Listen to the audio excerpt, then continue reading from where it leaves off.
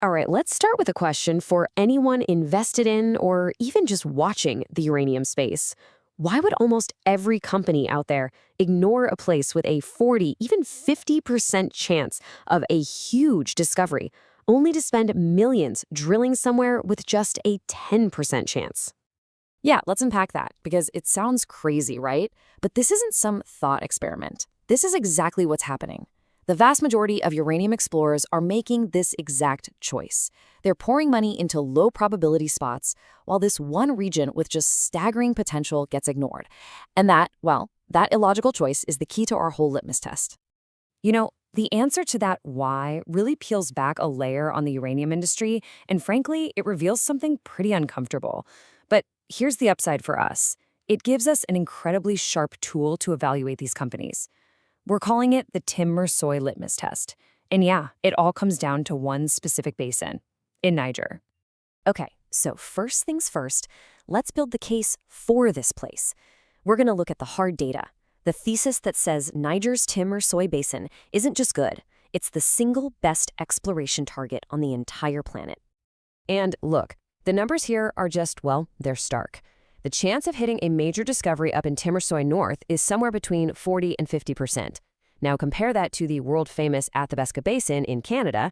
That sits at a mere 10%. I mean, do the math.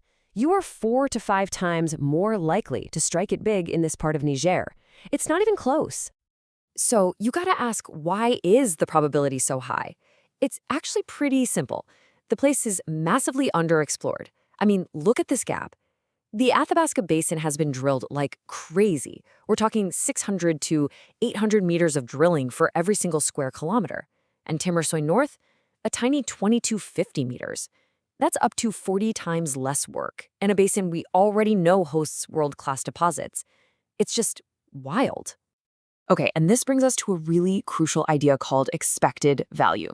Basically, it's what you get when you mix that high chance of finding something with the massive size of the potential prize. And the result? It's just staggering. For every single $1 million you spend exploring in Tim MERSOI North, the expected return is somewhere between $1.2 and $2.4 billion. That's billion with a B. Let's really put that into perspective. If you look at this chart, you can see how the different basins stack up. Tim MERSOI is just completely off the charts. And get this, that's even after you slash the value in half to account for political risk. Even with that huge discount, you're still getting 6 to 12 times more bang for your buck than in safe old Athabasca. The math here is just, it's undeniable. So if the numbers are this good, you'd think every exploration company on the planet would be rushing over there, right? Well, this is where the story takes a really weird turn. A shocking 90% of uranium explorers have absolutely zero exposure to this area. The money is just not following the math. At all. And we're not talking about small-time players either. These are some of the biggest names in the West. NexGen Energy? Zero Niger exposure. Fission Uranium? Nope. Denison Mines, Paladin Energy, Deep Yellow, the list just keeps going. Almost all the money is flowing to these tired old basins with a tiny fraction of the potential. It makes no sense. But hold on. Is the story really that simple? Is everybody in this industry just bad at math? Maybe not. So let's pivot for a second and bring in a reality check. Let's look at the other side of the argument. I mean, that expected value calculation we just saw makes Tim MERSOI seem like a total slam dunk, an open and shut case. But is discovery probability the only thing that really matters? Just because it's the best place to look for uranium, does that automatically make it the best uranium district overall? Okay, let's pull up a broader scorecard here. When you start comparing these places across a bunch of different factors, a whole new picture starts to form. Yeah, Tim MERSOI has that amazing exploration upside, 5 stars. But look over at grade. Athabasca is the undisputed king there with its super high concentrations. And then you have political risk. Canada, obviously, 5 stars. Tim MERSOI, not so much. All of a sudden, it's not quite so simple, is it? So here's the kicker. When you add it all up, Tim MERSOI isn't the clear winner anymore. In fact, on this more balanced view, it's actually a little behind Namibia's Damara Belt, which you can think of as the Goldilocks district. It's pretty good at everything, even if it's not the absolute best at any one thing. And that really complicates the story. So what gives? How do we resolve this? How can one place be the hands-down best exploration target mathematically, but not the best overall district? Well, to answer that, we need to bring it all together and introduce one last, really critical idea. The key here is to look beyond the simple stuff, the easy metrics, and think about something called strategic value. Now, this isn't just about today's mining costs or today's grades. It's about how important a resource is for the future. We're talking its massive scale, that huge exploration potential we saw, and its unique geopolitical position. It's all about securing the world's supply in the long run. And this is where Tim MERSOI comes roaring back. See, it might not have the absolute best grades, and it's definitely not the lowest political risk.